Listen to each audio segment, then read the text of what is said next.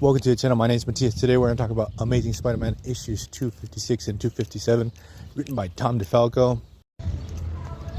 Here we have killer art by Ron Frenz, and we get the introduction to one of my all-time favorite Spider-Man characters that I really wish he would get more love.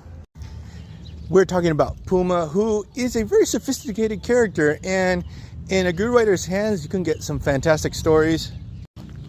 He starts off as a Spider-Man villain, and then he's going to progress to being more of an antagonist, an anti-hero, and every once in a while they're going to be allies.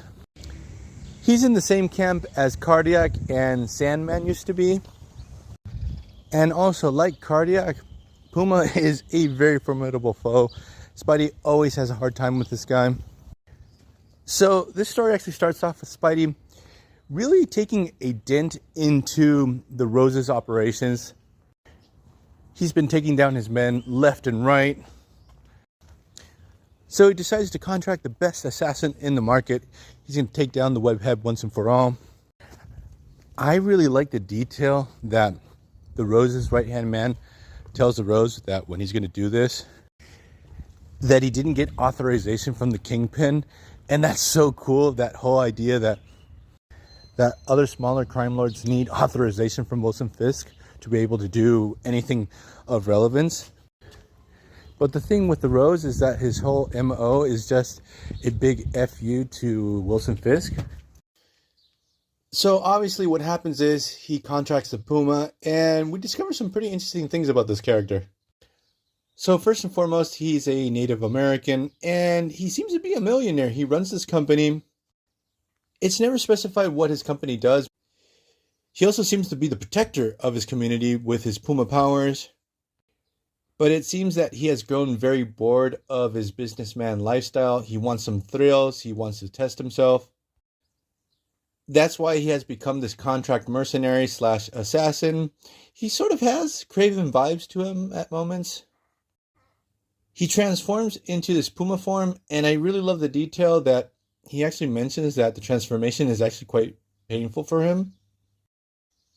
So the thing is that the Puma rendezvous with the Rose in New York City.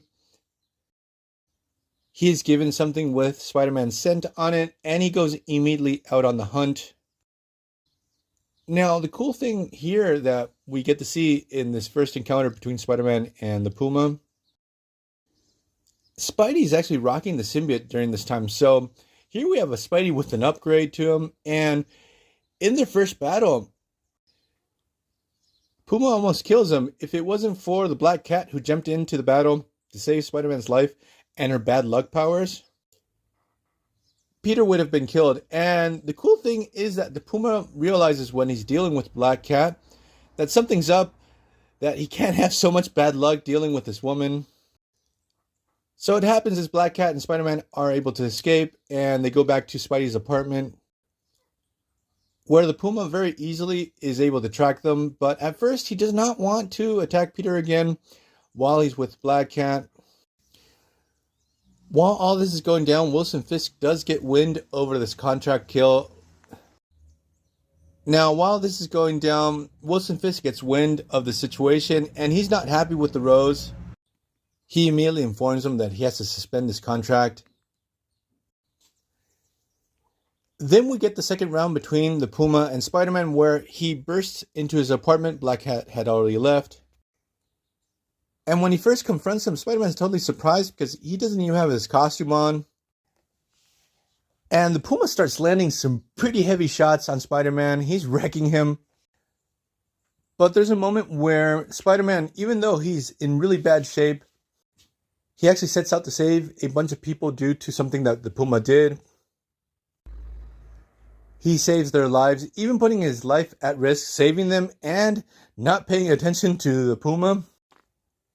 And the Puma's like, yeah, this guy's honorable. I don't feel too great about killing him. So what happens is he decides to stop this attack. He goes back to the hotel. That's when the Rose's men contact him and tell him, look, you don't have to kill Spider-Man anymore, so you're relieved of your contract.